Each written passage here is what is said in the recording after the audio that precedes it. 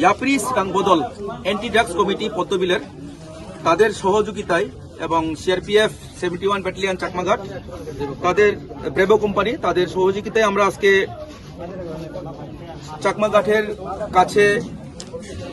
তুই মধুতে গনিমিয়ার বাড়িতে রেড এবং সার্চ করা হয় এবং রেড এবং সার্চ করার সময় 23,735 টাকা বরাদ্দ হয়, যেটা ড্রাগস বিক্রির বলে কথিত, এবং তৎসঙ্গে আমরা 105টি কোটা ব্রাউন সুগার কন্টেইনিং কোটা পেয়েছি এবং খালি কোটা অনেক প্রচুর পরিমাণ পেয়েছি আমরা। এবং এখন আমরা এটা এনডিপিএস এর একমতে আমরা একটা নির্দিষ্ট কেস রেজিস্টার করব।